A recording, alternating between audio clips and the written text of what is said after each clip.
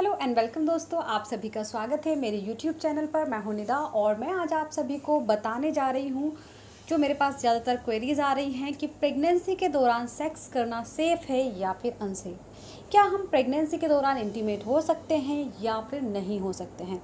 तो ये जो क्वेश्चन है ये आप डॉक्टर से भी नहीं पूछ पाते हैं और किसी और से भी ये बात आप नहीं कर पाते हैं। तो आज हम इसी के बारे में डिस्कस करने वाले हैं कि आपको प्रेगनेंसी टाइम पर इंटरकोर्स करना चाहिए या फिर आपको नहीं करना चाहिए, किन को प्रेगनेंसी टेस्ट करना चाहिए और किसको नहीं। प्रेगनेंसी के लिए प्रेगनेंसी में आपको इंटीमेट होना है, किसको होना है और किसको नहीं होना है, क्योंकि बहुत सारी चीज़ें होती हैं जिसकी वजह से आपको और आपके बच्चे को प्रॉब्लम हो सकती है। तो चलिए शुरू करते हैं। देखिए फ्रेंड्स, प्रेगनेंसी के टाइम पर सेक्स करना कोई बुरी बात नहीं है, लेकिन आप कंडीशन ये है कि अगर आपकी प्रेगनेंसी के दौरान पर एक तो जो शुरुआती टाइम होता है, फर्स्ट ट्राइमेस्टर, खासकर फर्स्ट ट्राइमेस्टर का मतलब है आपका पहले महीने से लेकर के तीसरे महीने तक का टाइम। तो जो अगर आपको पहले महीने से तीसरे महीने तक का जो टाइम होता है उसे फर्स्ट ट्राइमेस्टर कहते हैं।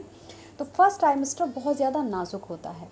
अगर आपकी पिछली मेडिकल हिस्ट्री में ये है कि आपको पहले मिसकैरेज हुआ है या फिर आपको एक्टोपिक प्रेगनेंसी रही है, तो आपको फर्स्ट ट्राइमेस्टर में आपको इंटीमेट यानी कि सेक्स नहीं करना है, क्योंकि अगर आपकी मेडिकल हिस्ट्री में ये सब चीज़ें हैं तो आपको सेक्स करना अनसेफ है आपके लिए और आपके बच्चे के लिए।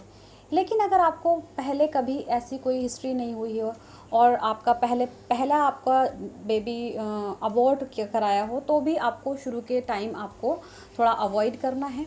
लेकिन अगर आपकी हिस्ट्री बिल्कुल ठीक है तो आप थोड़ा मतलब देख करके फोर्सफुली आप ना करें, क्योंकि प्रेगनेंसी के टाइम पर बहुत ज़्यादा नाजुक टाइम चल रहा होता है, तो ये आपको ध्यान रखना है। इसके अलावा बहुत सारी लेडीज़ को प्रेग्नेंट होने के एक हफ्ते के बाद, जैसे आपने टेस्ट कर लिया है उसके 8-10 दिन बाद बहुत सी लेडीज़ को ब्लीडिंग होती है, हल्की हल्की ब्लीडिंग होती है।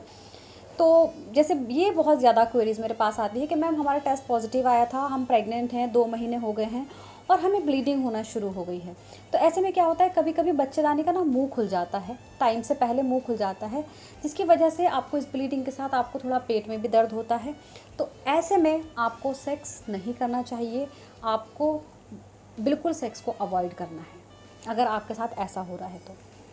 इसके अलावा आपको वेजाइनल इन्फेक्शन भी हो सकता है, जिसकी वजह से आपको और आपके हस्बैंड को भी इन्फेक्शन हो सकता है।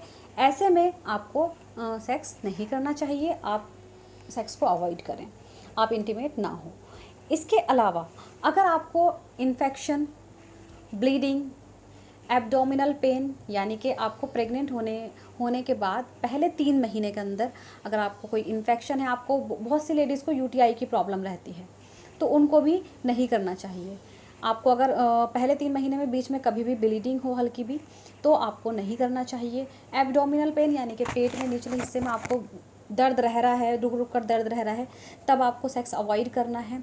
इसके अलावा अगर आपको सर्वाइकल स्टिच अगर लगे हों पहले, तब भी आपको सेक्स अवॉइड करना है। तो ये सारी कंडीशन है, अगर आपको ये सब चीज़ें हो रही हैं तो आपको सेक्स को अवॉइड करना है, आप शुरू के 3 महीनों में बिल्कुल ना करें। इसके अलावा मैं आपसे एक बात और कहना चाहूँगी, स्पेशली उन लेडीज़ को जिनका पहले अबॉर्ट हुआ है, बेबी कंसीव करने के बाद उनका मिसकैरेज हुआ है या अबॉर्ट कराया है, तो उनको पहले 3 महीने में उनको सेक्स को अवॉइड करना है, उनको सेक्स नहीं करना है। तो इस चीज़ को आपको बिल्कुल ध्यान में रखना है। और इसके अलावा अगर आपकी जो आंवल हैं वो नीचे की ओर है, तब भी आपको सेक्स को अवॉइड करना है। तो ये सारी कंडीशन है, अगर आपको ये सारी प्रॉब्लम्स हैं तो आपको सेक्स नहीं करना चाहिए। इसके अलावा जो सेकंड ट्राइमेस्टर है उसमें आप मतलब थोड़े थोड़े टाइम बाद आप कर सकते हैं, बट आपको फर्स्ट ट्राइमेस्टर में ये सब चीज़ें नहीं करनी है, इसको अवॉइड करना है।